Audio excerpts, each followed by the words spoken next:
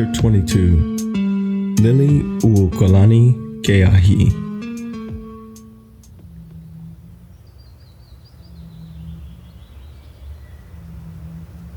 Lily stood on the balcony connected to her bedroom, facing the southwest. The dying light of the setting sun carried a cool breeze from Folsom Lake. It caressed her cheek with a feather touch as it waved over the large patio, carrying that summer freshwater scent. Blended orange, purple, and blues accented the sunset. The dazzling scene reminded her of fireworks blasting in the night sky on a warm night in late August, a sign of the season's end. Her bones felt weighted and brittle at the sight of it. The balcony was large, with simple decorations. 4 potted plants, haphazardly placed in each corner, and a simple 3D printed patio furniture set with a round table surrounded by 4 chairs sporting weather-beaten cushions populated the wooden surface. It had been the last place in the house she had decorated. After the effort and expense invested in the facade of her mansion, she had little desire to make the area presentable.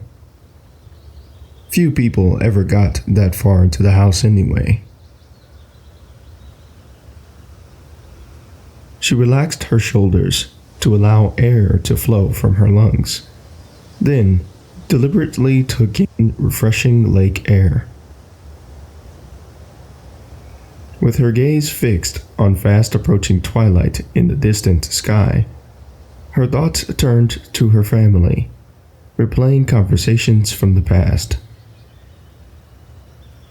They seemed to blur together in her mind, like the colors of the sunset.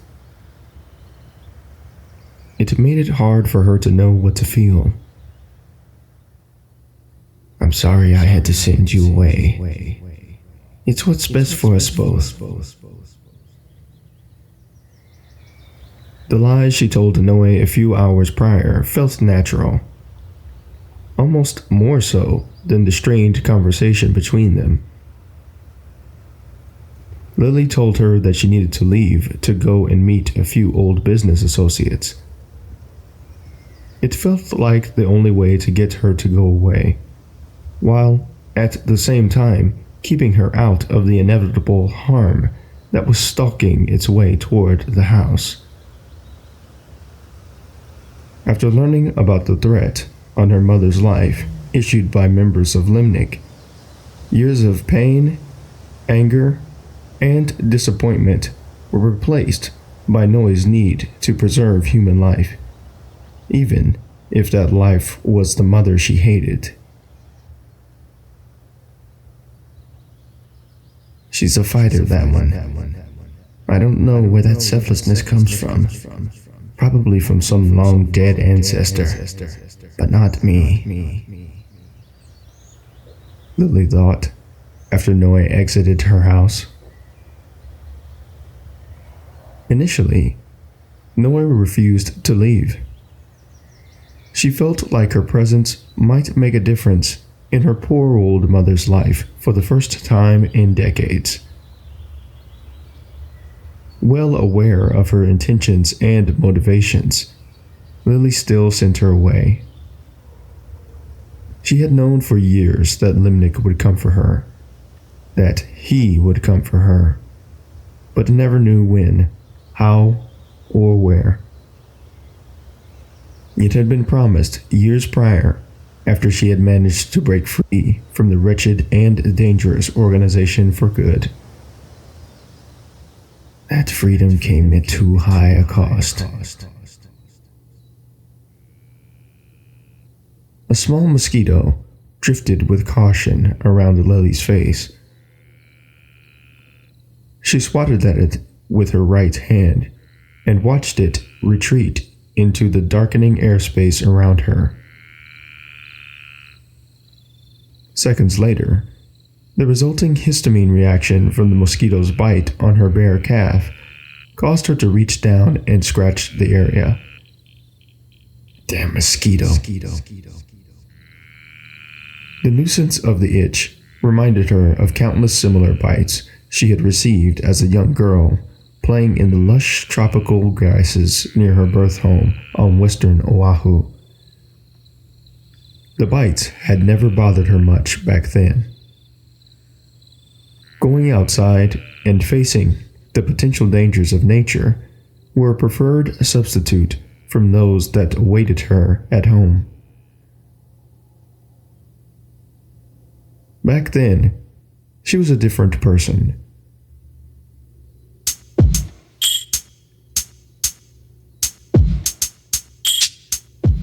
At 5 feet and 2 inches tall, Lili'uokalani Keahi, her birth name, was impetuous, sharp-tongued, and streetwise.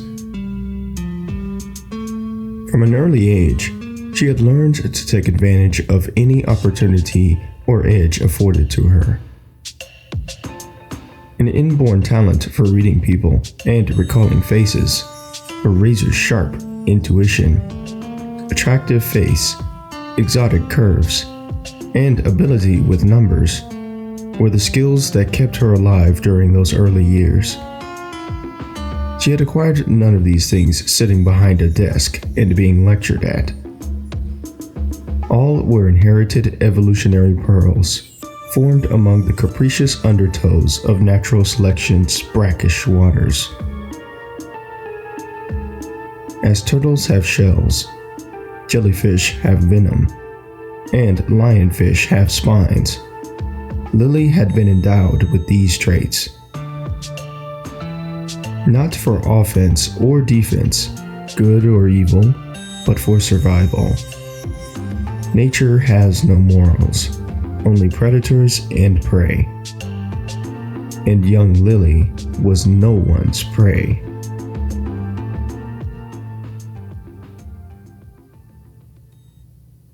The verbal and physical weapons wielded against Lily in her mother's booze-soaked tantrums, combined with her father's gambling and video game addictions, made the jungles of Hawaii a welcome escape from home.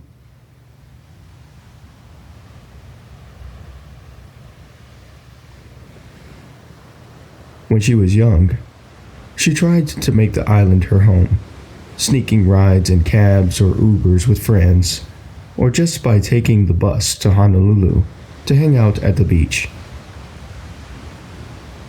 But she quickly saw the impacts of overdevelopment, environmental destruction, and foreign sellouts that corrupted what, in her mind, should have been an island paradise.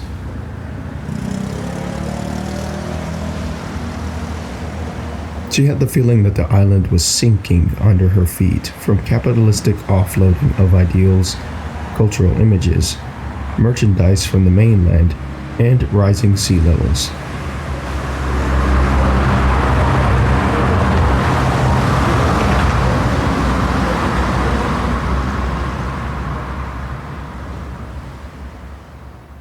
This was supposed to be my land, my kingdom, she had thought. I can't stay here. She planned her escape on her 17th birthday. It gave her time to save up some money before she departed. In addition to the pocket money, she needed a plane ticket. A sympathetic distant cousin, living in San Francisco at the time, secretly purchased her a one-way ticket to the mainland, promising to provide her with shelter and to help her establish a life in the city. Lily accepted the offer, not mentioning a word to her parents or friends. Wordless goodbyes and awkward conversations punctuated the week before her scheduled flight. She nearly cracked under the pressure and told one of her closest friends, Maury, about her decision, but decided against it. A perceptive girl of few words raised on the North Shore in Laie, She always seemed to know what Lily was thinking. During their final conversation, Lily put on the performance of a lifetime to conceal her intention to leave. She had even gone as far as telling Maury, "See you tomorrow." But deep down, she knew Maury had seen through it all, knew that she would probably never see Lily again. She was right.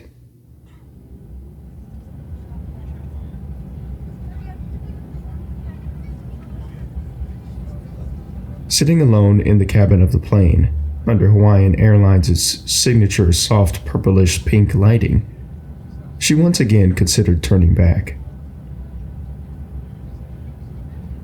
She stood in the tiny bathroom, looking at her frazzled reflection staring back at her in the mirror for several minutes.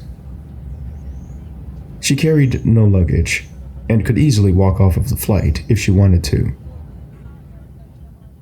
Maury could help me. I could find a way to survive. I always do. A soft knock at the lavatory door made her heart jump. It was a friendly stewardess with a rosy expression, wearing ruby red lipstick. The bright colors stood out on her peanut-toned complexion. "You need some help?" she asked delicately. Lily hesitated, her heart slamming in her chest. "Last chance. No, I was just coming out." The stewardess smiled wide, displaying perfect white teeth. "Okay then, I'll have to ask you to return to your seat. We're preparing the cabin for departure."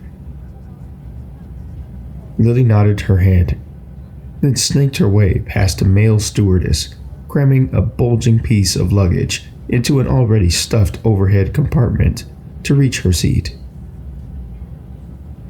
Excitement, fear, and apprehension mixed in her blood, giving her a heady feeling, as if she had sipped a cup of Kona coffee and chased it with a shot of Kahlua.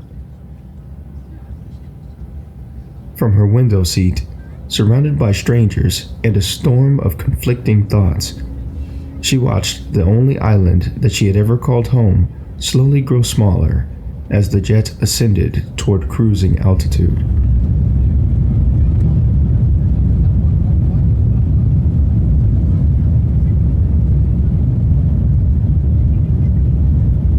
It looks so beautiful from up here.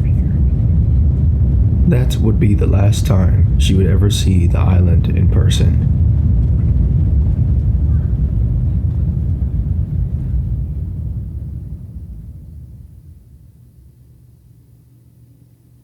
Life in San Francisco was not easy or cheap for Lily.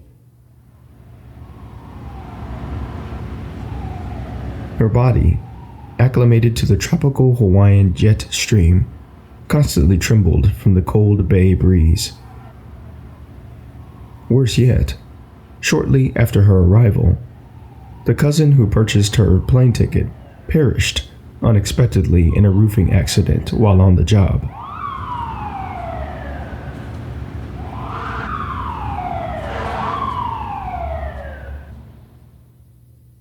Heartbroken, with no contacts, and only her remaining cash she had saved up before leaving home, she was forced to struggle for survival among the city's abundant homeless population.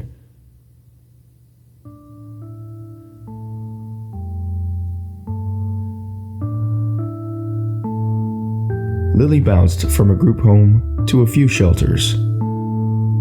At one shelter, she was caught stealing food and other toiletries from residents on multiple occasions. The infractions were enough to officially remove her from the place.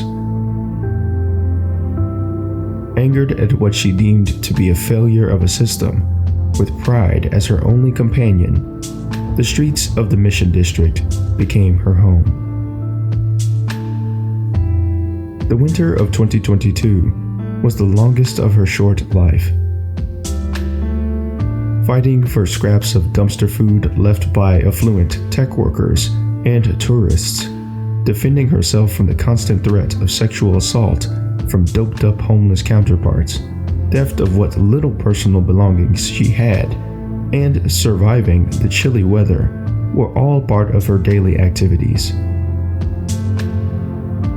"I don't belong here," she used to think to herself as she hugged her knees under a urine-soaked blanket. "I am a queen. I am a queen. I am a queen."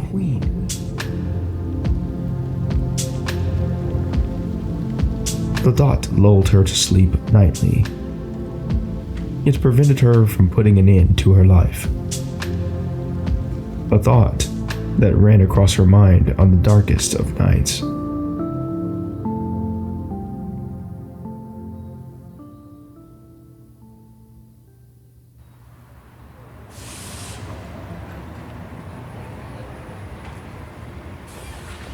The weeks turned to months as Lily taught herself how to survive on the streets. She learned which street locations were safest at certain times of day and strategically placed herself there during low traffic periods.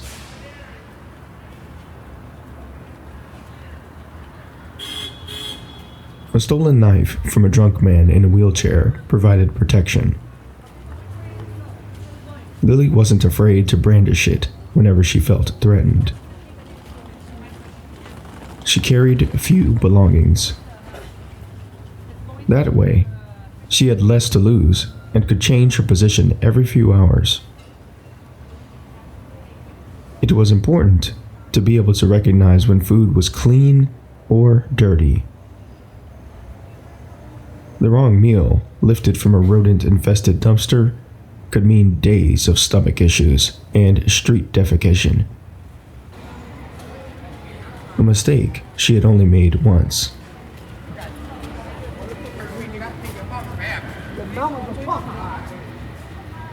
The lesson was forever branded in her memory. Out of necessity, she had become a strategist, survivalist, and warrior. These were traits she would carry with her for the rest of her life. Lily survived street life for several months, only able to discern the passage of time by the rare sighting of a calendar inside of a random store. One day, during one of her location transitions, she caught a peek of a calendar posted on the wall of a barber shop from the street. April 14th. My birthday was last week. I'm 18 now. The thought left her mind as she mentally drew a map of the city blocks, then continued moving toward her afternoon spot.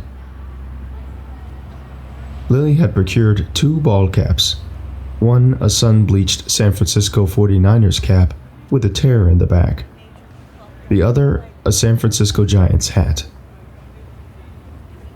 The Giants hat had been brand new when she found it, but she soaked it in cat urine to make it appear and smell used. Less chance for robbery that way. On that afternoon, standing at the corner of Washington and Stockton, her appearance was filthy. Her brown bra pinched and was a size too small. She covered herself with a faded blue women's extra-large Led Zeppelin t-shirt that extended to her mid-thighs, stained baggy jeans, and a worn pair of scuffed and torn Asics running shoes.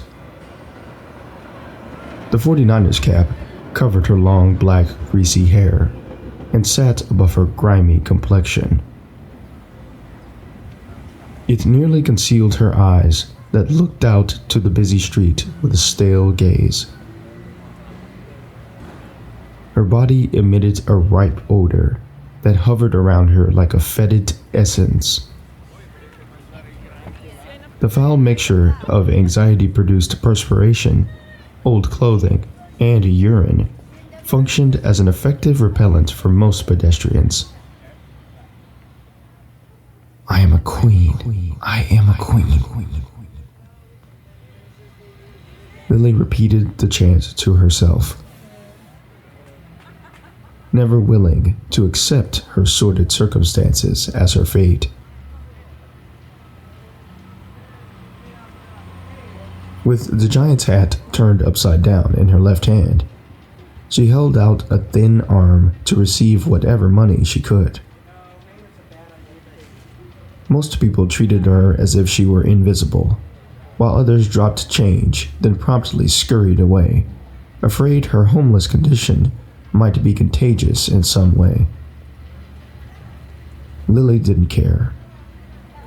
She had abandoned her ego long ago. When it came to getting money, she didn't give a damn what others thought of her. Any money she received helped her to survive another day. A man in jeans, wearing a dusty blue jacket over a black t-shirt with a slightly bulging belly, noticed her standing on the corner. He had a large nose, with blackish brown hair on his head and covering most of his face. Judging by the discernible wrinkles beside his eyes and mouth, he was probably in his late 30s or early 40s. Lily usually had a hard time distinguishing a person's age. In her world, it didn't matter. After a certain age, everyone wanted the same things anyway, just in different amounts and flavors. This man was probably no exception. Despite her cynical first impression, he had looked at her differently.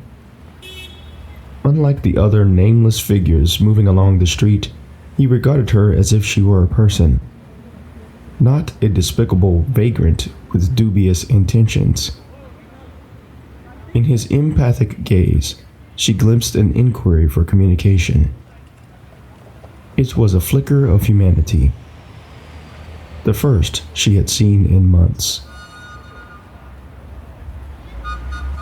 Lily, conditioned not to looking others in the eye for fear of attack or some other vile request, raised her eyes to return his gaze. He smiled brightly, then said, "You are beautiful. What is your name?" His voice was gentle and soft, but she could not place the origin of his accent. It sounded like it could be Russian, but with her limited experience, Lily was unsure. "Lily." "What was that, my dear?" "My name is Lily." Her vocal cords struggled to produce sound, weakened from weeks of disuse. "Put that ball cap down, Lily, and come with me." She didn't move, but just continued to stare at the man, wondering what he really wanted. Sex? Probably. That's what they all want, even the women. The man continued to smile. "I see you are not very trusting. It's okay, I give you money." He reached into his suit jacket pocket, produced 2 $100 bills, then gently placed them into her ball cap. Lily's entire body tensed when the man reached into his jacket. 2 crisp $100 notes were the last things she expected him to produce. She quickly snatched the money from the cap, inspected it, smelled it, held it up to the sun. It's real. It was more money than she had seen in one place since she stepped off of the plane from Honolulu. "I have more," the man said. "I help you. Please, come with me." He motioned in his direction. Still skeptical, she stuffed the money in her bra and followed him. He walked her in silence 2 blocks down the street to a seedy office apartment above a dry cleaning store. Lily considered robbing the man as he walked ahead of her up the narrow, poorly lit stairs of the building. He was pulling his keys out of his pocket when she began to prepare for action. It would be easy and quick. He's probably going to try and rape me anyway. The pocket knife was ready in her waistband. It would only take a practiced second for her to draw, flip the blade up, and use it. Psyched up and ready, Lily's muscles began to move. At that moment, the man softly pushed open the door, turned toward her, and asked, "Would you like some tea or coffee? There's not much, but it is chilly in the city, and you are, how you say, freeze." The man continued to smile. Lily's muscles relaxed. Her hands fell back to her sides. Yeah, some coffee would be okay." The man smiled. "Good, come on in." She followed, still ready to use the knife and, if necessary, kill if it came to it.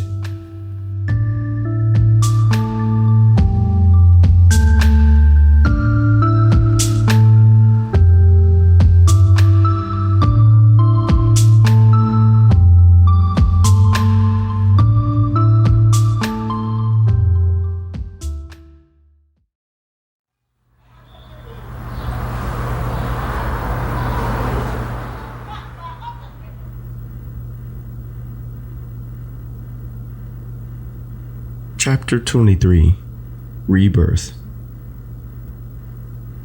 The coffee was strong. Stronger than anything she had ever tasted in her life.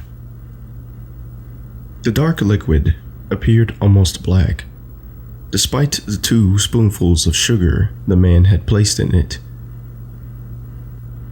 Lily felt her mind buzzing from the caffeine running through her bloodstream.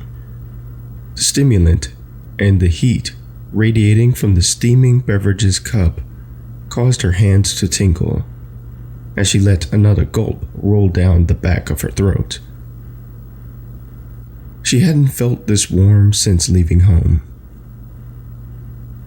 "Drink slow, my dear." The man watched her, a small smile on his face. Lily had been so focused on warming up and eating her fill of bread, she had hardly noticed the man or her surroundings. "This bread looks like pizza, with no sauce or toppings," had been her initial thought after sitting at the tiny circular wooden table. She ate it anyway.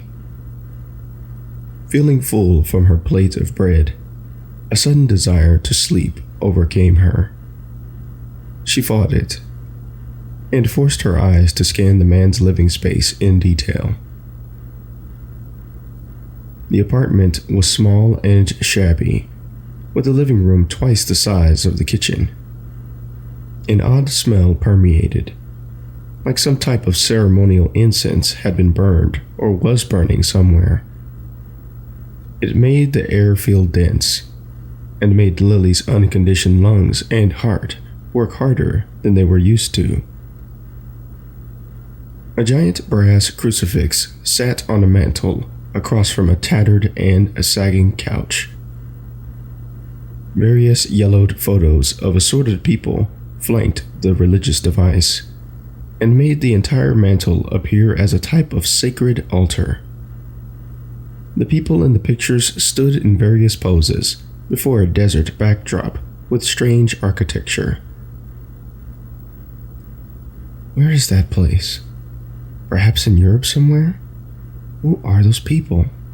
Family? Friends? Lily thought. As she contemplated the photos, it was then that her eyes wandered to an open door that led to a single bedroom. From her chair, She could make out half of a neatly made bed and the corner of a dresser. The rest of the room was dark. Lily's eyes remained fixed on the darkness beyond. Suddenly, she didn't feel very safe. She could feel wild adrenaline begin to filter through her blood. It mixed with caffeine to form a highly volatile substance, one ready to explode if exposed to any heat source. The smile on the man's face dissolved. It was replaced by perplexed apprehension, the type of face one wears when encountering an unknown animal species in the wild for the first time. Unaware of its habits or mannerisms, it was best to view from a distance, yet be prepared to defend oneself should the need arise. "It is all right, child. No harm will find you here," he said. His eyes had followed her head to the doorway of the bedroom. Lily eyed him with suspicion, wiping breadcrumbs from her lips with the back of her hand. "What do you want for the food?" "Nothing. You look hungry? I feed you," he said plainly. Lily shot a skeptical look. She was ready to reach for the pocket knife. "I want to help you," he continued.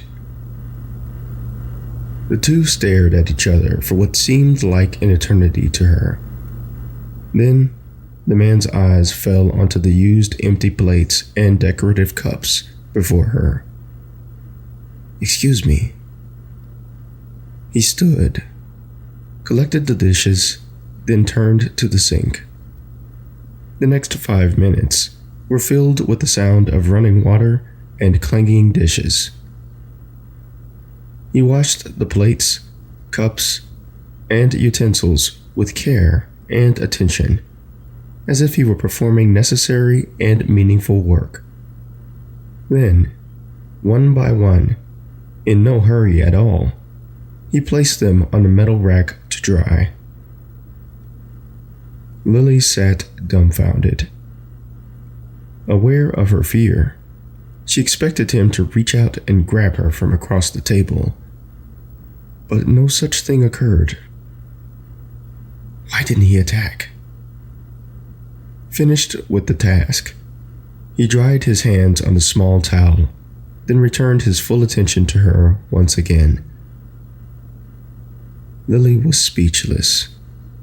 For the first time in months, her fight or flight response began to relax. "I have work for you, if you like." She held his gaze, waiting for his next words. "I have business. We take care of people who don't take care of themselves in a good way. We make it easy for them to take away stress. You have much stress in your life, Lily. Am I right?" Lily felt her eyes fall to the floor. She hadn't wanted them to do it. They just did. The man nodded, then knelt down to meet her face to face. "I can tell. I see the look many times before. Very sad.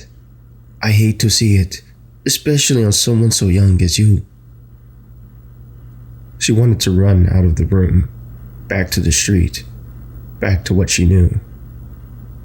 She didn't want to let him or anyone see her break down. His eyes were still on her. She could feel them, though she continued to look away. "My name is Hamza. Lily, you can sleep here today if you like." She looked up toward the bedroom. Her shoulders sank. I knew this day would come. Hamza noted her gaze, then shook his head slowly. "No, child, it's not for that. You are safe here." He gestured toward the sunken couch with ripped cushions in the living room. "You sleep there.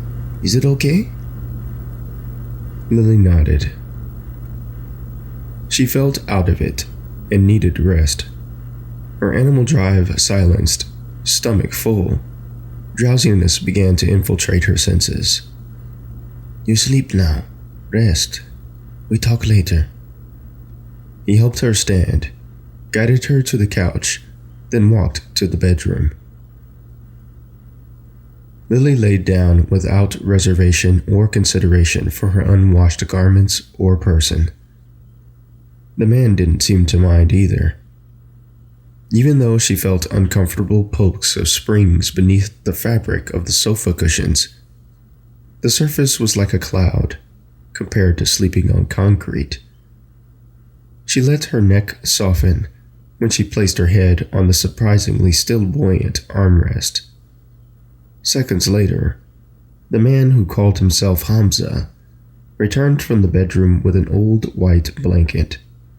A discolored Mickey Mouse stood in his characteristic pose, both arms raised in invitation and smiling, on one side of the thin comforter. Lily felt a calming draft of cool air graze the skin of her face as he spread the blanket over her with care, draping it as a soldier would a flag over a casket containing a fallen comrade. This simple action, quiet and dignified, took place over the course of 2 seconds and went largely unnoticed by the half-smiling Hamza. But to Lily, it meant everything. It was the single greatest act of charity anyone had ever afforded her, and she never forgot it. "You are safe now." He turned off the kitchen light, then retired to the bedroom, softly closing the door behind him.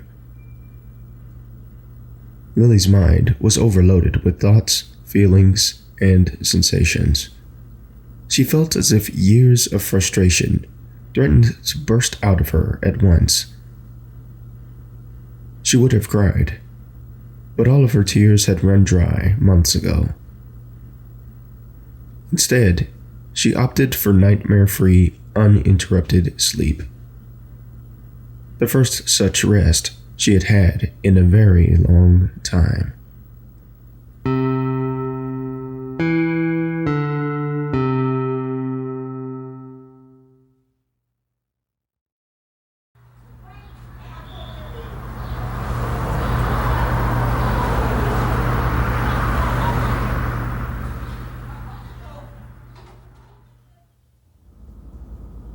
Over the next several weeks, Hamza provided her with clean clothes, food, and the first reliable shelter she had known for many months.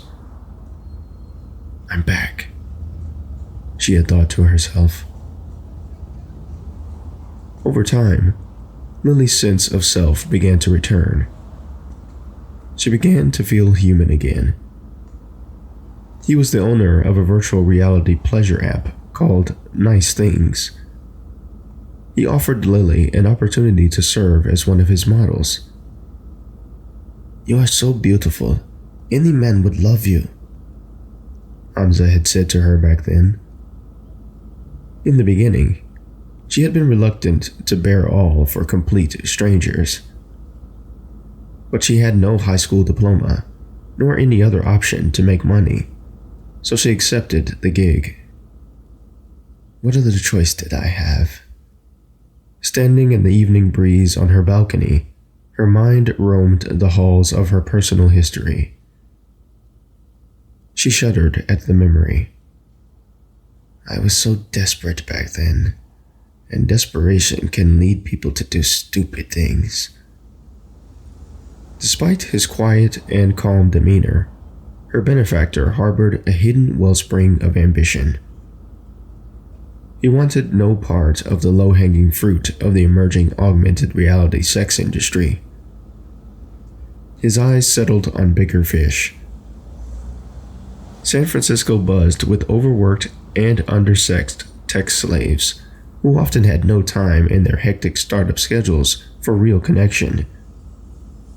His startup solution offered them a young model that would fulfill their every desire in virtual or augmented reality, up to a point. If they wanted a complete experience, all they had to do was swipe, gesture, or tap a button. Lily started small at first. A photo shoot here and there led to webcam jobs. Those jobs were stepping stones to virtual dates, then to in real life, IRL encounters. Some involved sexual services. Others just meant spending hours talking with lonely business people. To Lily, it didn't matter much what she had to do. Money was money. After a few short months, she had regular clients paying, begging for her time and attention. Street smarts mixed with her exotic charm in the eyes of her mainland clients. She was hard to forget. She aroused an animal instinct in all men and women. Even the brightest minds of Silicon Valley found it difficult not to abandon their judgment and later their money after spending an hour with her. Lily became the highest paid model on staff. Though it made her feel good to be desired, she was more focused on earning and saving, and the money was good. Hamza always found her the highest paying clients, shielded her from legal matters, and protected her from any physical harm. He was her manager, guardian, and savior. Although her bank account swelled, she found it difficult to let go of that survivalist instinct. Food, transportation, and other essentials were all she spent her money on. The pocket knife still traveled wherever she went. She maintained a social and emotional distance from all clients. Better for the job, no attachment, she often had thought. Lily became a practiced actress.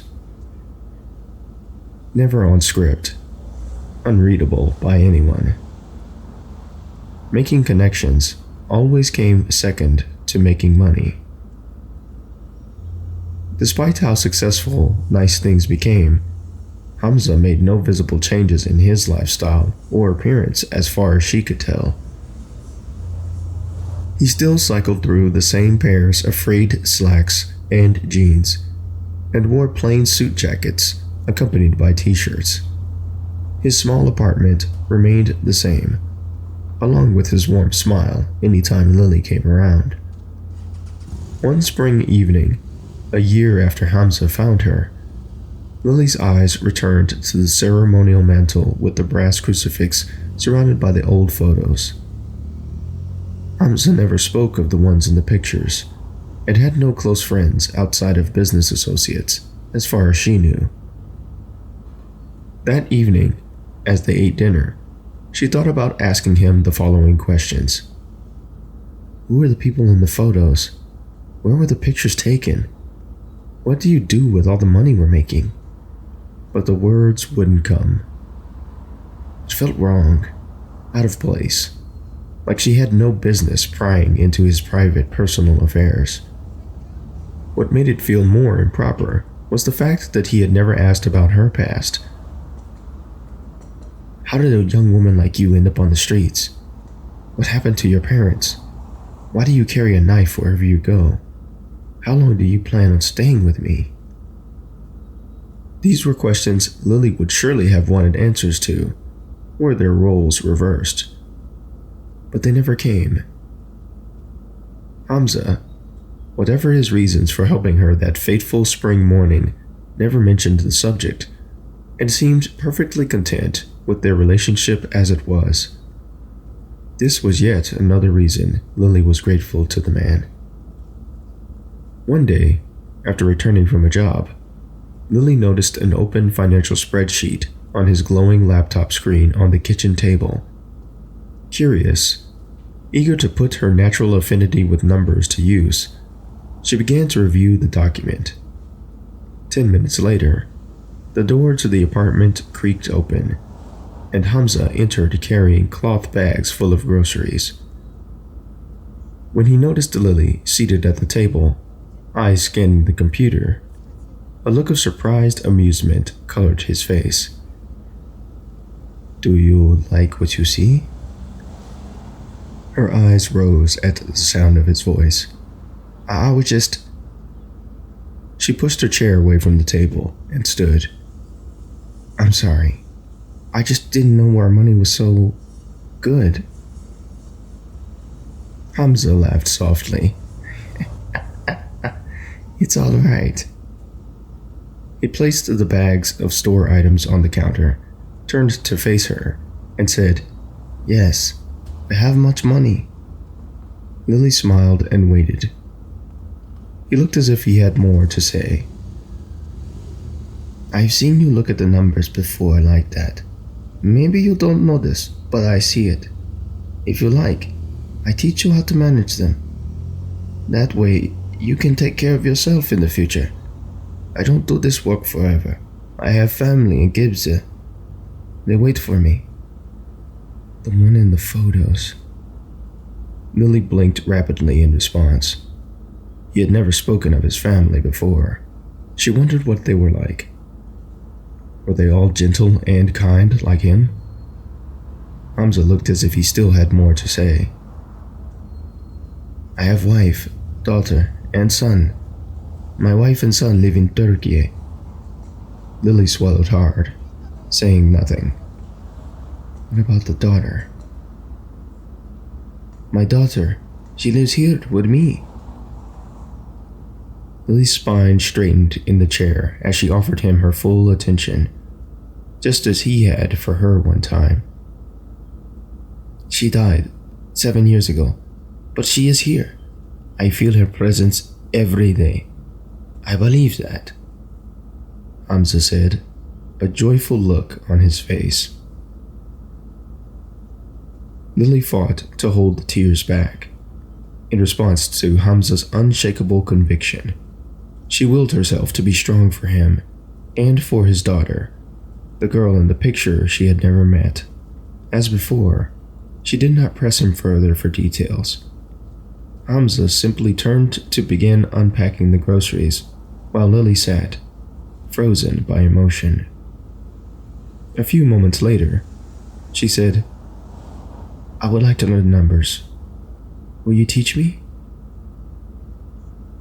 Hamza paused his task, then turned his head, then said, Tamam, I will show you. And he taught her. Over the next several months, he taught her the basics of economics, about credit, loans, expenditures, and banking. He taught her how to balance her budget, taking her to meet all of his local contacts in the Bay Area that could provide her with cheap food, clothing, and whatever else she would need to survive. He informed her of the pitfalls and traps of the labyrinth that was the banking system. With every lesson, Hamza knew Lily would have questions. Some he could answer. Others were beyond his knowledge. He called her the question machine. Why do you have to spend money to build credit? Why does a trip to the hospital cost so much? Why does it cost so much to buy a house? Why do things break shortly after you buy them? Why does transportation cost so much? Why does education cost so much when you can learn for free online? Why are state and federal taxes so high when we can barely afford to live? Why does it cost money just to be alive? To these questions, Hamza's reply was always the same. I don't know these things. It is always this way. Those in power often prey on those without it. It is the way of mankind. He kept his thoughts to himself in order to provide her the most balanced perspective that he could, shielding her from a truth about the ways of the world that would find its way to her eventually. It always did. What will she do when she understands it all? With each new lesson, Lily's hatred for the capitalist enterprise that governed America and much of the world grew. Images of garbage-strewn Hawaiian beaches, rapid overdevelopment, and rampant population growth connected with her new understanding of the economic system that undergirded and enabled the entire process.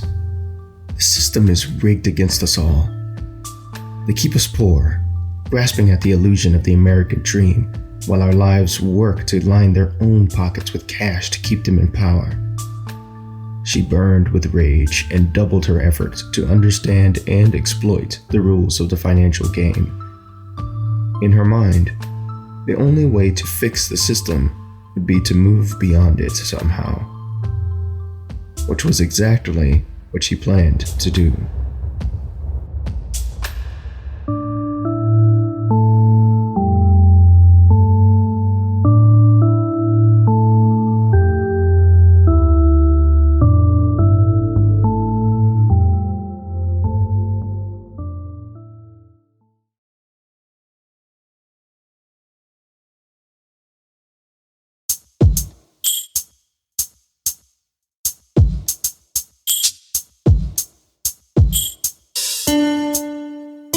Chapter 24: Indoctrination.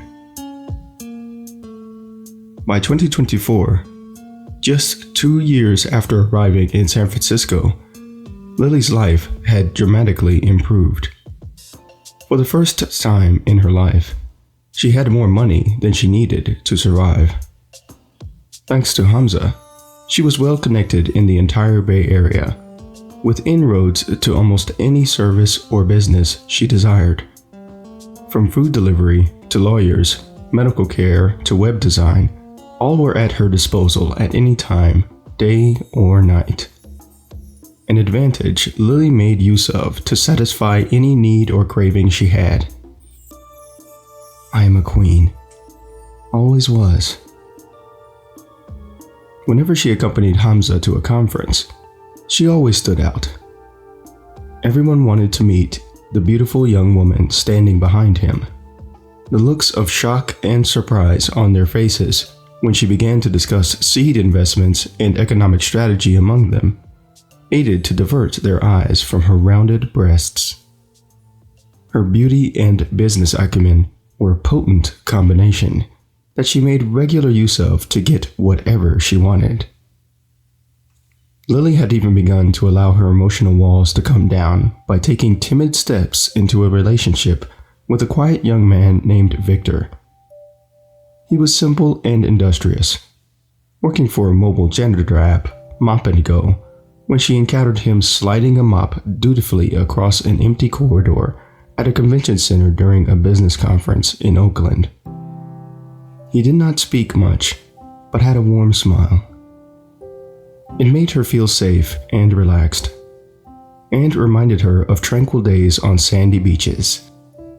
A complete contrast from the bustle of the Bay Area, a sturdy anchor in the riptides of her life.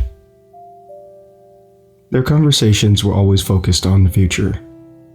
He hoped to own his own janitorial company someday. She had ambition to run her own school, teaching economics. They often talked into the early hours of the morning of their future plans, sharing mutual desires to leave the pressure cooker that was San Francisco.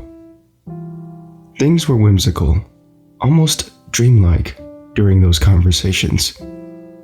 Every now and then, a foul mood or external circumstance in their respective lives gave the cackling specters of the past room to emerge.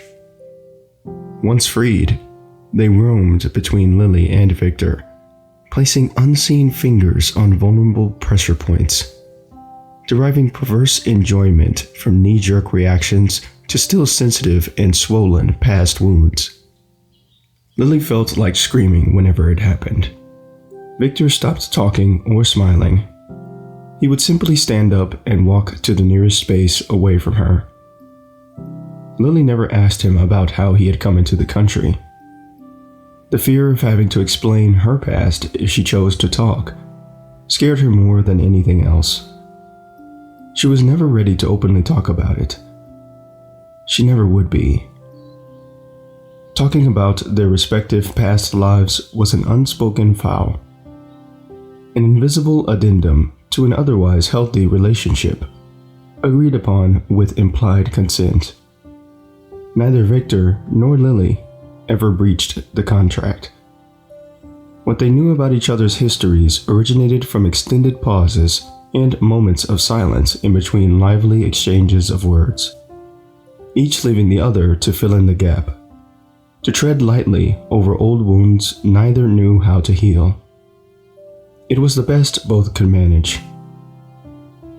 Lily had no idea what the future held for their relationship. She liked him. He liked her. That was all she needed or wanted at that point in her life.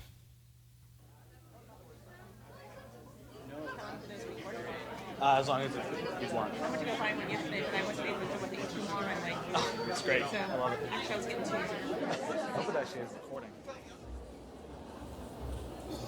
2 months after beginning her relationship with Victor, Hamza took Lily north to Sacramento for a work conference.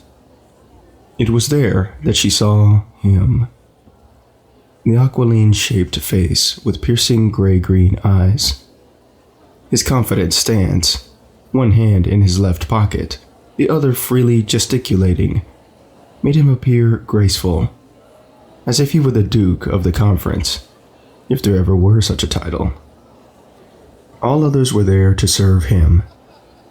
His flowing black hair extending to his shoulders made it difficult for Lily to place his origins. But he appeared to be a potent mixture of the most striking physical features of his parents and ancestors. Kinda looks like a sexy vampire wearing a conference lanyard, she mused. The room was crowded, with conference goers eager to network and schmooze, when his gaze floated across the room and landed on her. Lily felt her body tense involuntarily. Her physical senses mounted. It was a chemical reaction, stoked by the combination of lust and terror, concocting themselves within her blood. The look locked her in place and transmitted an undecipherable wordless message. Who is that? As quickly as the sensation had come, it disappeared moments later, after the mysterious stranger redirected his Medusa-like glare back to a circle of suits and khaki-clad peons. It was as if it had never happened.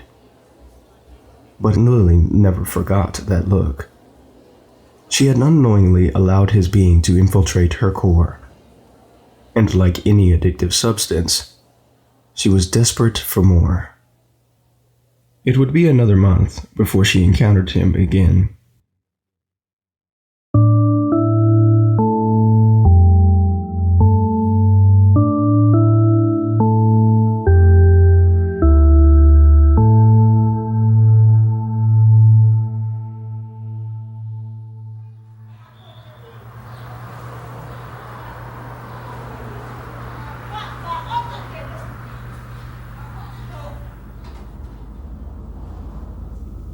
During that period, life continued its steady pace. Performing for and with clients, conversations with Victor, dinner and lessons with Hamza. All events progressed in routine fashion. New to the predictable tent poles of her life were random flashes of him. The eyes would appear at the most inconvenient moments, in the middle of a photo shoot, a private session with a client, with Victor or Hamza, anywhere and everywhere. Lily felt the need to be alone and revel in powerful sensations that stirred within whenever they came to her. It felt like the only way to rid her mind of the consuming thoughts.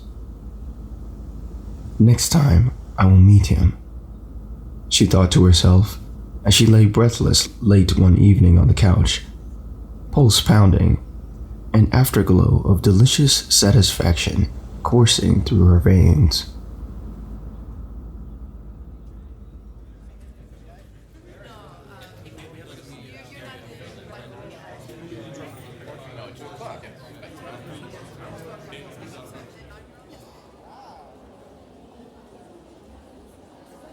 The moment arrived a month later at a local conference in San Jose.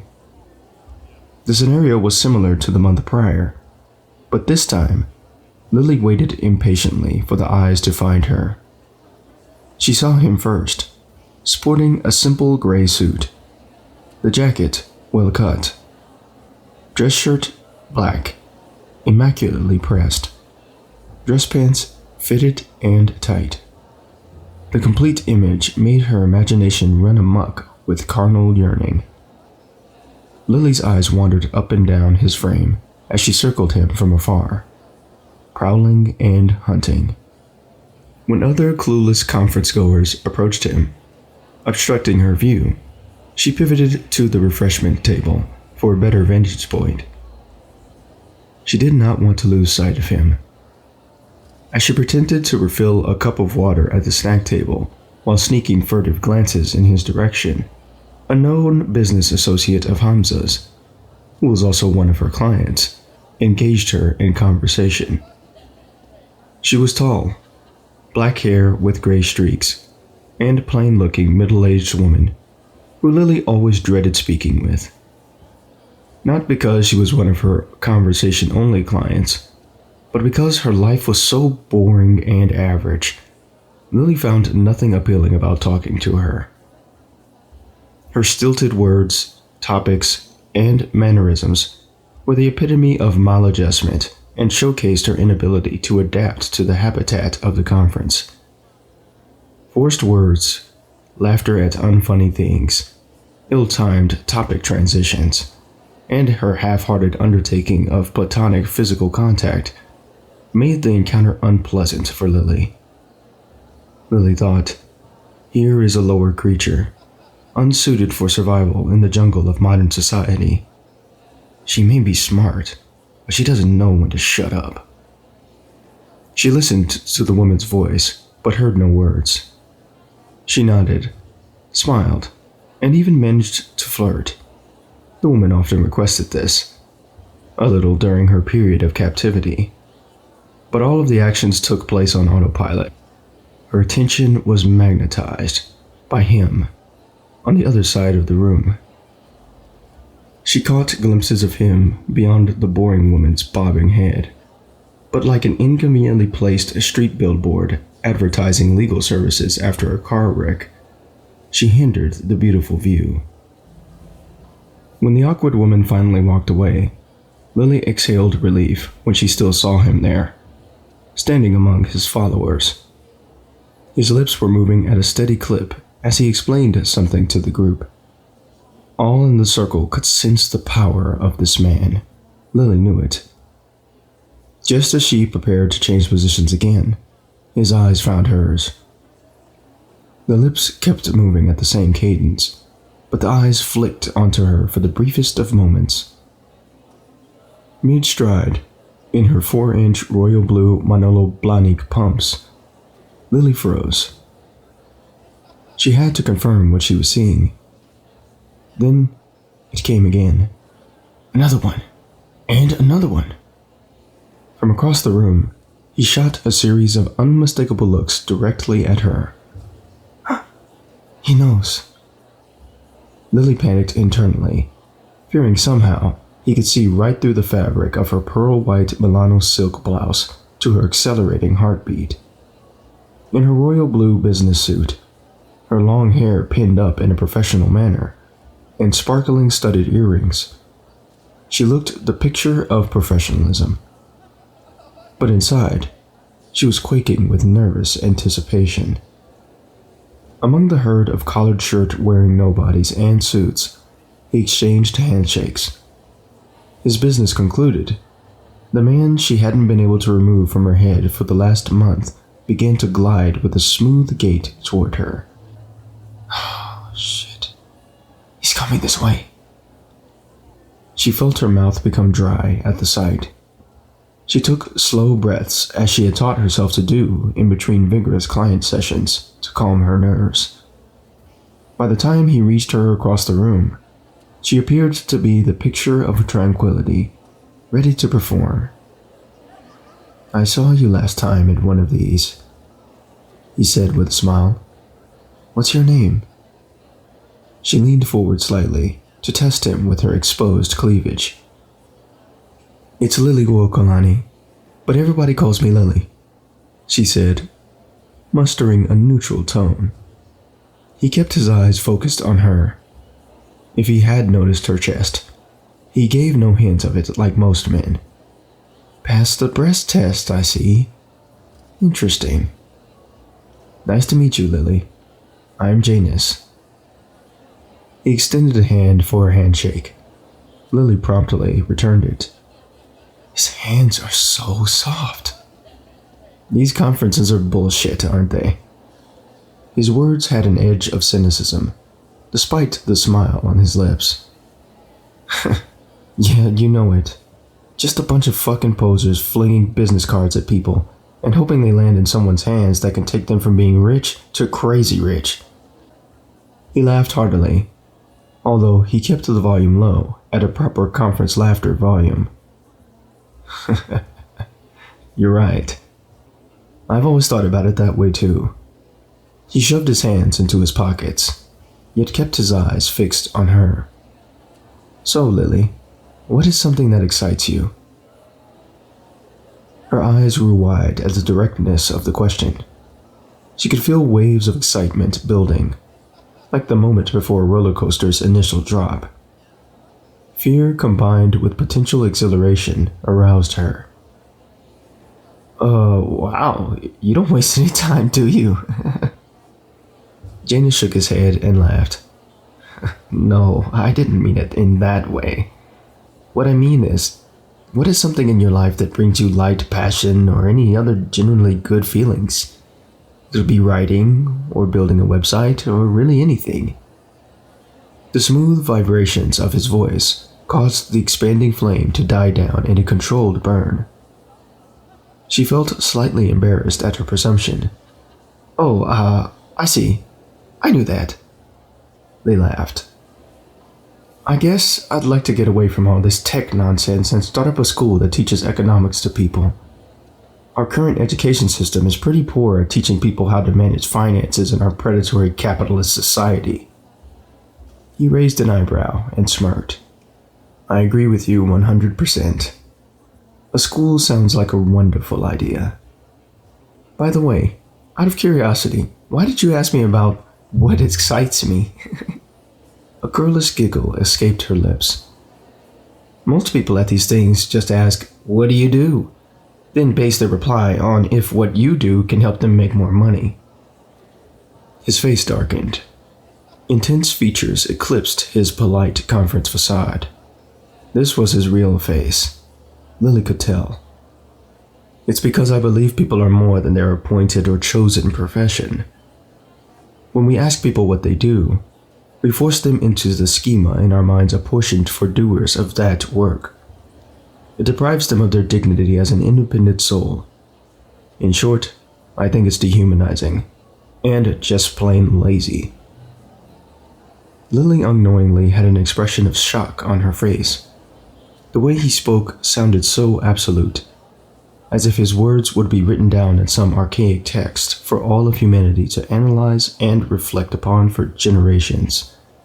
His words, his stance, his ambition, everything about him made her admire him that much more. I 100% agree with you, she said. He picked up on the impact of his words, yet maintained a humorless look on his face. Lily, I must confess that I am not here to network or expand my technological portfolio. Really? Well then, why are you here? Her words were tinted with lustful undertones. The feeling was building again. I'm here observing. Observing what? Observing these people, the whole conference process. I'm gathering information in order to be able to improve the whole system.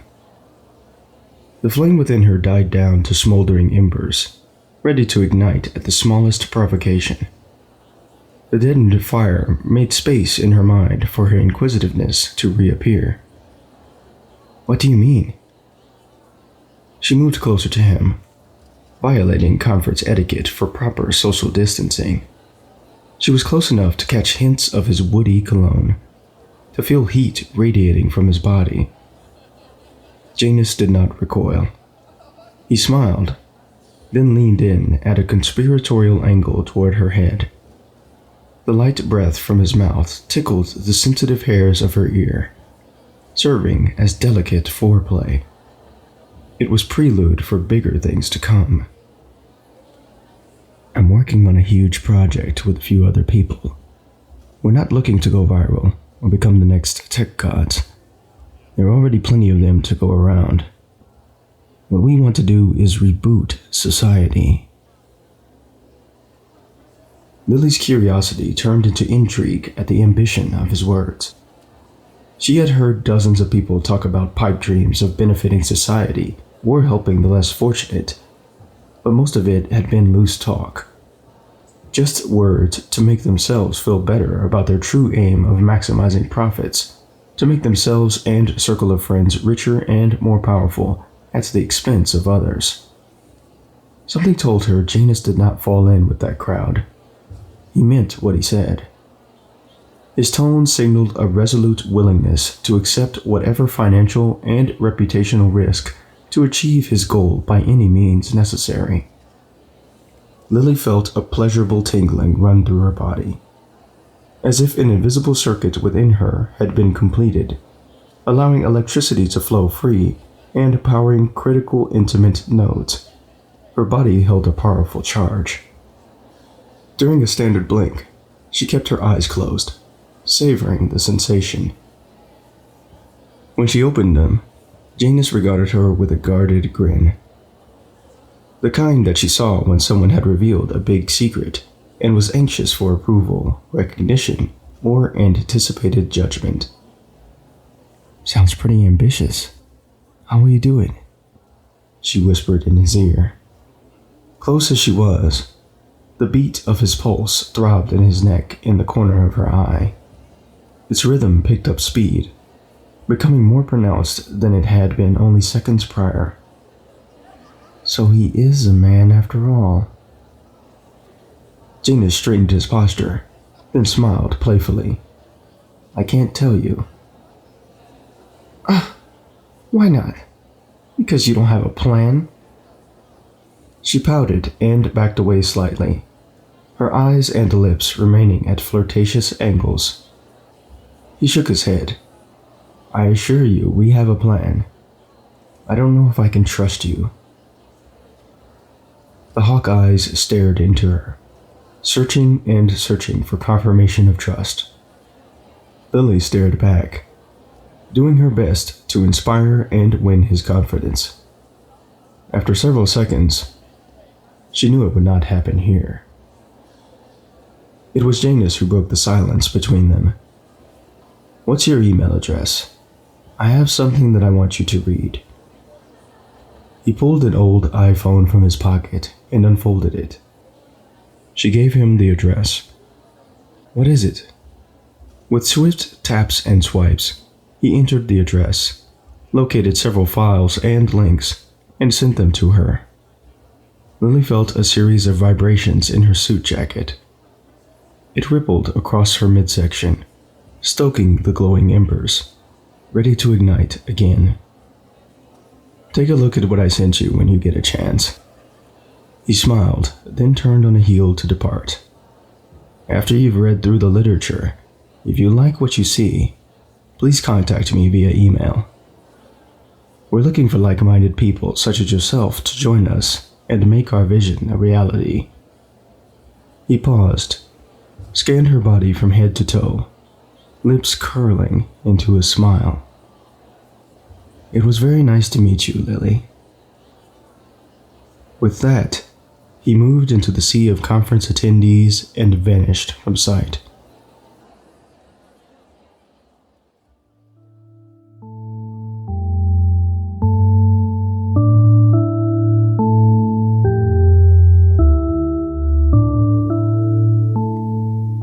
That night in her hotel room, and every night for the next few months, she plowed through the literature.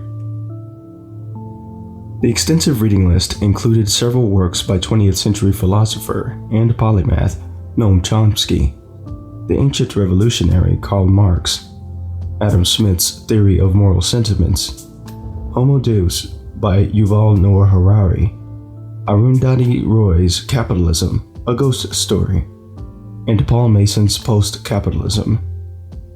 She felt anger, sadness, helplessness, and rage the more she read, as she recalled her tumultuous childhood, the bitter struggle for survival she faced during her first year on the mainland, the unfairness of a system designed to keep her always wanting, yet constantly consuming in an endless cycle of personal destruction and compromise. It was after reading Chomsky's Requiem for the American Dream that her emotion and anger swelled to a breaking point. She burst into tears and wanted to scream while reading it in the back of an Uber on a clear San Francisco evening. The young, unsuspecting driver was startled by the sound of suppressed emotion made by his shapely passenger. The book solidified and confirmed everything she had known to be true through experience, yet never had the technical skill or historical knowledge to put on the screen or paper. Upon returning to the apartment, eyes welling with bitter tears, she contacted Janus with a brief text message. "Finish the lit. I'm in." His response came seconds later, as if he had been anticipating her reply for the previous 3 months. It contained a date, time, and address for a gathering in 2 weeks' time. Although she did not recognize the address, Lily cleared her schedule to be able to attend. In that 2-week time span, her anti-capitalist fervor grew. She was encouraged by forums, online videos, and social media groups hungry to absorb another sympathizer to their cause.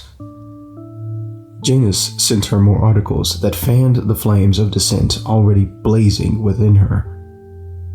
By the eve of the scheduled meeting date, she felt personally ready to take violent action against anyone who embodied that which she hated. Hamza noticed the change in her. So did Victor, and it frightened them both. The fact that she concealed her encounter and communications with Janus from them made them all the more puzzled by her dramatic shift from the sweet and ambitious Lily that they had always known to the quick-tempered and brooding person she had become. It concerned them terribly, and they felt guilty for not being able to help her. She had been radicalized by the movement, set on a path of violence, death, and pain that would alter her life and the lives of those closest to her for decades to come.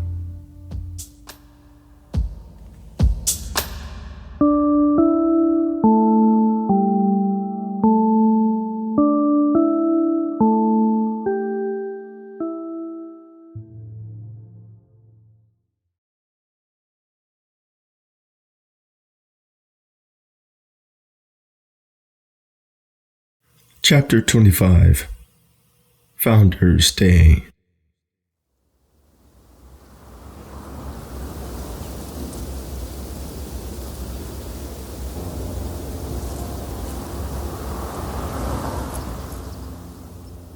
On the appointed day of the meeting, Lily stood in front of the address Janus had provided her, eyes darting back and forth between her phone and the structure before her.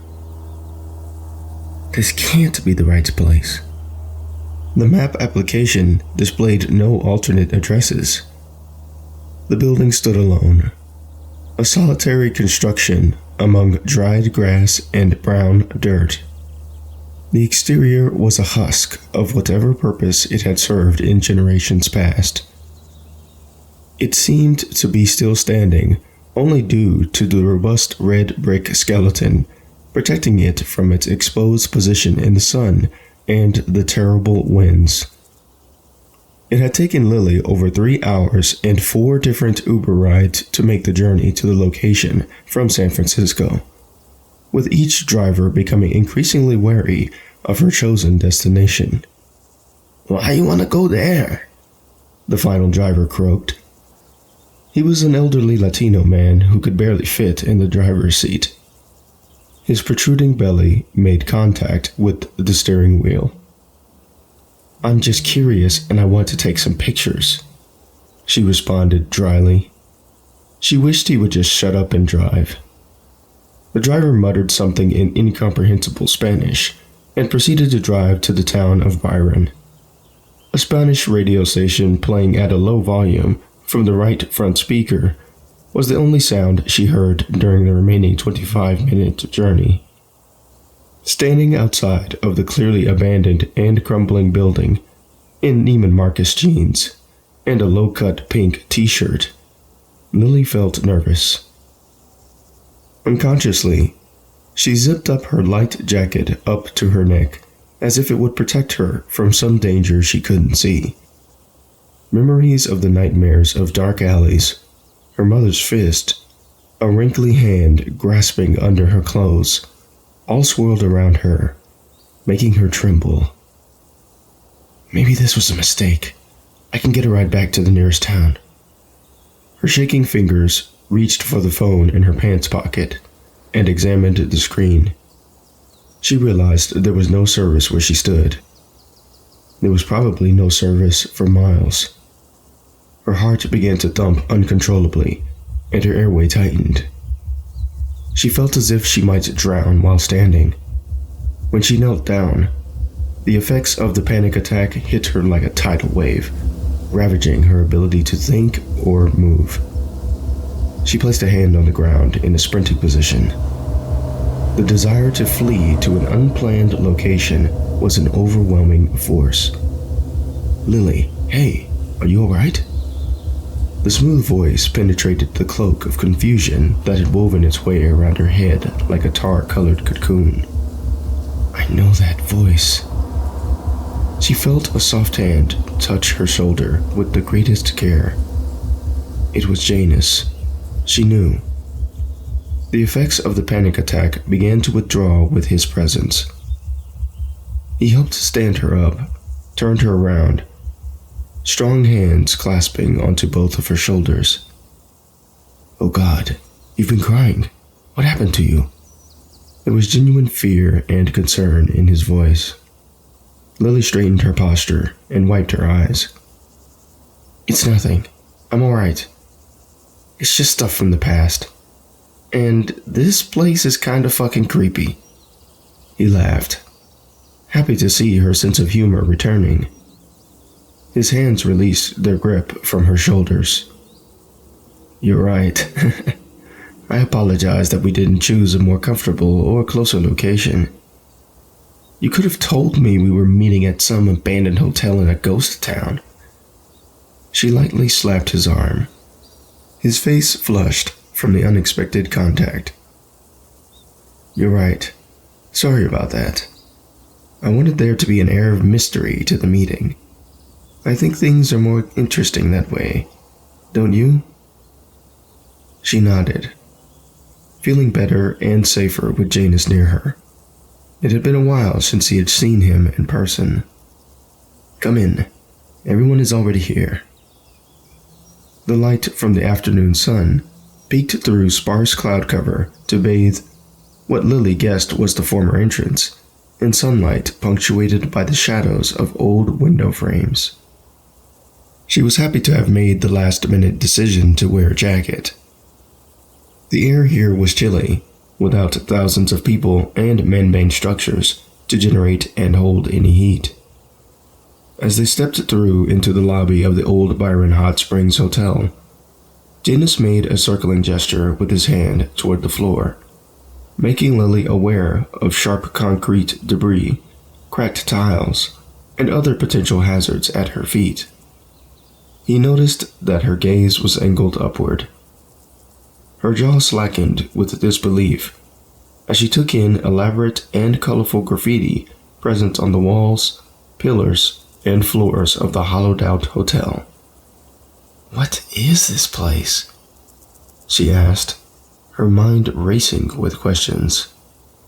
A younger brown-skinned man with glasses and a single patch of hair under his lower lip spoke up. It used to be a hotel for the hot springs around here. After it burned down a few times, it became a building that was used for interrogations of Japanese and German POWs during World War II. Then finally, it was a Greek Orthodox church until it was eventually abandoned. The words came in a breathless stream.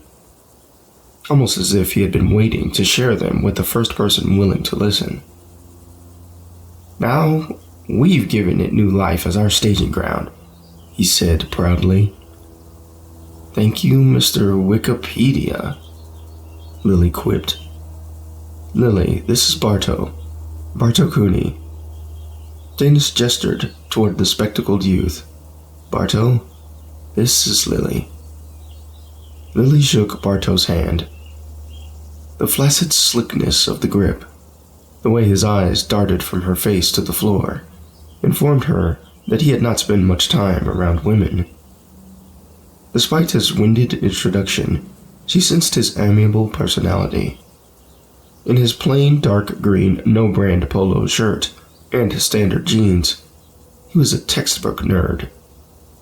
To her, a walking encyclopedia with a limp handshake was a soft man. Even if Lily hardened him with her presence, she would still wield power over him. She smiled inwardly to herself at the notion.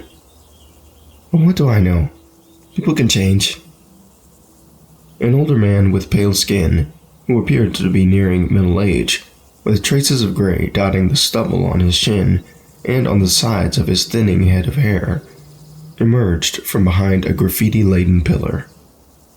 He wore a plaid shirt with black and gray squares, khakis, and a casual expression on his face while he zipped up his pants, then rounded the decaying building support. Upon noticing Lily, he stopped, then took an abrupt step back. "Oh shit, I didn't realize she was here already." Without looking up, he produced a small clear plastic container of hand sanitizer from his pocket and carefully applied a few drops. "God damn it, can't even piss in peace," he muttered. The man looked at Lily for several seconds, then turned to Janus, a look of disdain on his face. "Are you sure this is a good idea to bring her in?" Janus fired an impatient glance back at the man. "Lily, this is Silas James. And yes, like I told you, I think she'll be a good fit with us. Besides, it helps to have a woman's touch sometimes with certain things." He flashed a wink in Lily's direction. Silas moved toward the rest of them. After a final hard glance at Lily, he crossed his arms with so much force his forearm muscles rippled visibly from the strain. His eyes remained locked straight ahead at Janus, as if Lily were not even there. "I don't think he likes me very much," Lily thought. She was used to receiving negative attention from others, but something in Silas's eyes gave her a sense of foreboding. Whoever was supposed to be fucking this guy hadn't given it to him in a long time, if he had anyone at all. Lily imagined him at home, alone, jerking off with the lights out, his only light source an illuminated laptop, withered and crusty tissues discarded miserably at his feet. The picture made her laugh to herself. It was a fitting image for an asshole like him. "Okay, everyone, let's get this over with before the sun sets," Janus said, raising his voice. Lily saw his eyes light up. He appeared a foot taller than his actual height with the increased attention. "First of all, I want to thank each of you for coming all the way out here to meet. I know it's a long way from civilization, and all of you have things to do." Barto smiled brightly. Silas gave a quick head nod. Lily nodded with understanding, but no one spoke. For too long in recent history, across the Western world, our capitalist economic system has been the only way to exist. It's been the only reality that we've known.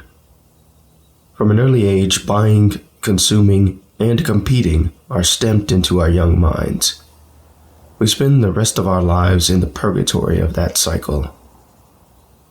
Head nods from the rest of the team. Here, today, we the people stand ready to introduce the citizens of this nation to a new way of living. one that is not rooted in incessant consumption or unsustainable growth, nor endless absorption of our planet's precious finite resources. One that allows people to be complex, independent souls, and does not reduce their mere existence and behaviors into data that is largely used to feed the gluttonous machine.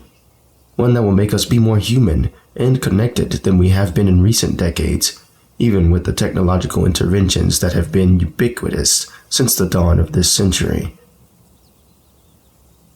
Janus paused for effect.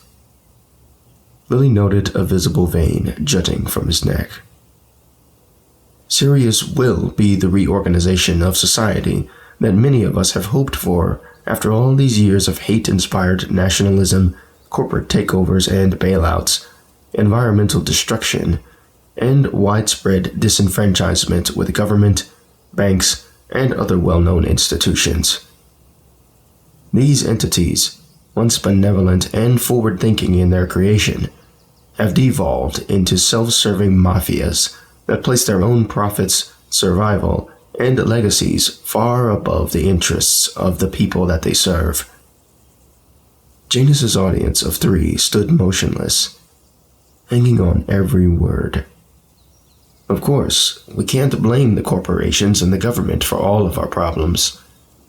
The unsettling truth is that we have allowed them to take up their positions as the overlords of our waking and even sleeping thoughts.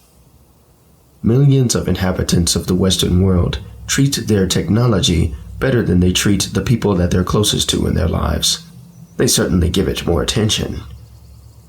Every time we pay in time or currency for the latest bingeable series, the most popular video game, the latest movie, or any other form of entertainment, including social media, we give them more rope to tighten their stranglehold on what we do and how we act.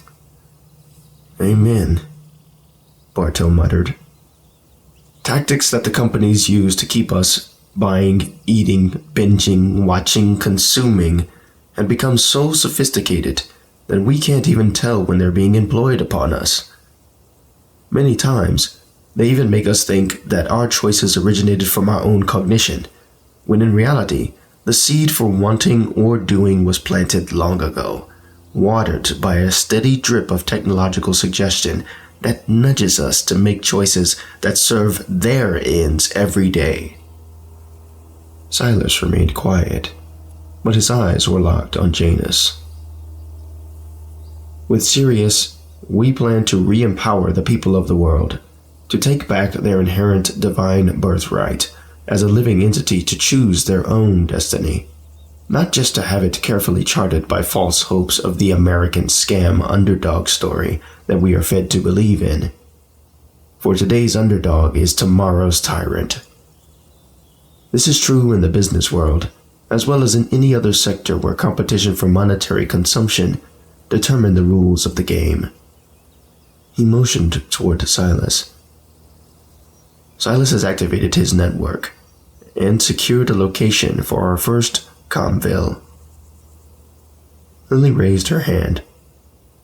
What's a Comville? She felt stupid for needing to ask, and saw Silas grumble at her ignorance.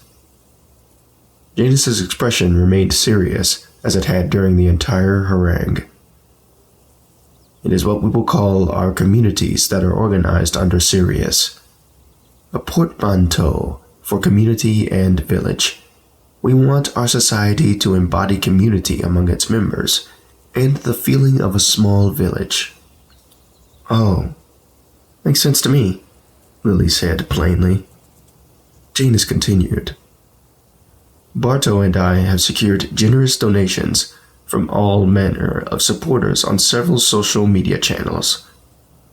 Through these, we have also been able to meet some very influential people who are sympathetic to our cause and have pledged to support us. Do you anticipate resistance, violent or non-violent? Silas interrupted. Shadows drew themselves on his expressionless face in the evening sun. Of course, Janus replied. What great societal upheaval has not caused armed conflict? That part of it has been settled. We have several people on standby who are ready to defend us if necessary. I hope it doesn't come to that, though. Lily sensed the sincerity in the final sentence. Ultimately, our goal is to provide an opportunity for anyone, not just the wealthy or the well-connected, to reconnect on a meaningful level with others. Give them a chance to discover their unique talents without the institutional meddling from decrepit unions like corporate media, big data or business, or the standard education system. We want people to come to us of their own volition, not under the threat of financial or social ruin if they don't comply, as it is in our current societal norms. We do not want to destroy the current system. We want to work alongside it, arm in arm, to help push humanity to a brighter future. Protect people and planet is our motto, and we will do this through more organized and effective education, re-empowering individual citizens to make small, impactful decisions on matters that directly relate to their lives, and limiting our ecological footprint whenever possible. For example, by using and repurposing an old building like this as a place of administration. He held out his arms and gestured at the space around them, debris from the broken tiles crunching at his feet as he turned. His eyes fell on Lily, squinting from the smile on his lips. Lily, I want you to be in charge of recruitment. How? I don't know what to tell people. All of a sudden, she felt unqualified to be there in the secret gathering place among these men with such grand plans. I'm nobody. Janus looked at her, at first with pity, then with a smile that radiated encouragement, like that of a loving father. Everybody is somebody when placed in their proper station and given room to flower and grow. You can start by telling your story about the days in Hawaii, the nights on the merciless streets of San Francisco, your ascent through the sex industry, and finally, your rebirth as one of us. She felt more naked in front of him than she had with any client. Apparently, the others had been informed of her backstory, as they did not stir upon hearing it. Lily began to swell with newfound confidence in her ability to be more than she ever had hoped to be. To finally find that kingdom and the status that accompanied it. To take hold of her royal heritage. To exercise it in the flesh, in the here and now. From that day forward, Lily did as Janus asked and helped spread awareness and information about Cereus and its noble quest to transform human society as people knew it. She was there at the establishment of the first Comville in Yuba City, which took place 6 years later. She helped to secure lucrative construction contracts for large tracts of land to prevent the perceived inevitable and perpetual urban sprawl that had been the norm throughout the entire US and planet since World War II. And when Cereus's enemies and detractors came, armed with vicious verbal, legal, and armed challenges, she organized, trained, and equipped the forces that beat them back, until at long last, they had carved out a comfortable niche for the organization and the people who chose to live under its code in relative peace. It had taken a little over 2 decades from the date of that first meeting in Byron, but they had made it happen. We were so young back then. We had no idea what we were creating, how it would change some things for the better, but spawn other externalities that we could not foresee or control. Limnic was one of those consequences. Janus, was this the only way to realize our dream? We wanted to help, not hurt. Didn't you say we do not want to destroy the current system? We want to work alongside it, to help push humanity to a brighter future. Is this the future that we fought, bled, sacrificed, and died for? The memories rolled through her and surged her back to the present.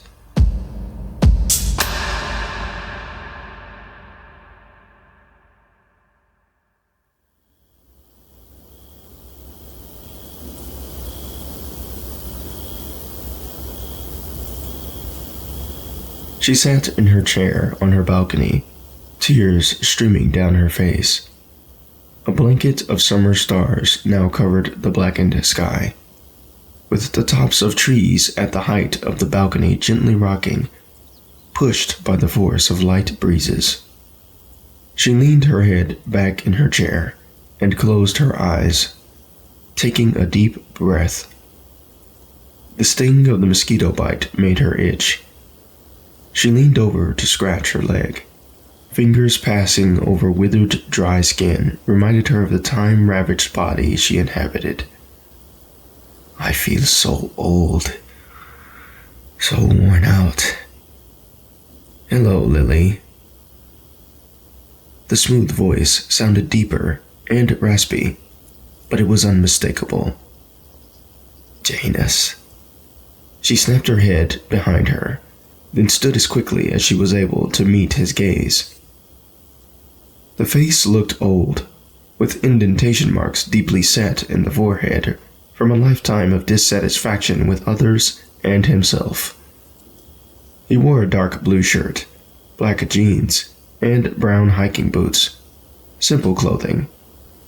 His shoulder-length hair was completely silver and appeared to glow under the soft lighting of the balcony. The eyes were the same, still bold and captivating, with a touch of melancholy from all they had seen. Janus, I knew you'd come eventually. Unaffected by her statement, his face remained emotionless. Where is that charming smile that I fell in love with all those years ago? Lily wondered. You know why I'm here, Lily. She took a defiant step toward him, eager to show her lack of intimidation. I do. Why did you betray us, Lily? Why did you betray me? There's the man that I know. His sincerity permeated through his stoic face. Lily could always sense it, even if it wasn't discernible. We didn't know what we were creating when we established Cereus. I didn't expect it to spawn something like Limnic, a group designed to achieve its goals through death and destruction. Janus remained unfazed by her comments. Janus, I found a family. I left all that behind. I didn't expect you to be the head of it all. We were your family, Janus said. The sudden burst of emotion caused Lily to step back. You left when we needed you the most. When I needed you. His voice broke. The truth in his words made Lily want to run and comfort him, as she had done so many times in the past. But she stood firmly and maintained her distance. I'm sorry, Janus. I truly am. Isn't it enough that we helped some people? That we really have made a profound impact on our world, our society? Yes, I am happy about that, he admitted. But we're not done yet. Lily wore a look of pity on her face. He still won't let it go. I'm done with it. Her tone was definite, in an attempt to close the matter. I know you are. He pulled out a small device from his pocket and touched a blue button on the glowing surface. She was puzzled at first, until the first wave of chest pains hit her. It felt like she had been hit in the chest with a hammer, knocking the wind out of her making her double over, then collapse onto the surface of the balcony. Her heart beat with a foreign cadence that the rest of her body did not recognize. The fear and terror gripped her as she came to the realization of what was happening. "Janus, why?" Lily gasped between labored breaths and moans of pain. "The order was given, Lily. Everything we spent a lifetime building will soon crumble, including us. This is how it has to be, for it was always the true course of destiny for Cereus to wither and die, as all people do." Janus swiped a button on his device and ended her suffering. When it was over, he thought of the remote biological nerve capture agent he used to kill the woman he once loved. Technology is truly amazing, he thought. He forced himself to look at her lifeless corpse, searching for feeling or meaning to her actions, his actions, atrocities of humankind throughout the course of history. Feel something, damn you. Why can't you do it? The only thing he felt was a wave of exhaustion from the events of the day. With a cloud of nihilistic deadness whirling around him, he exited her house after gently kissing her on the forehead. "I'm sorry, my love."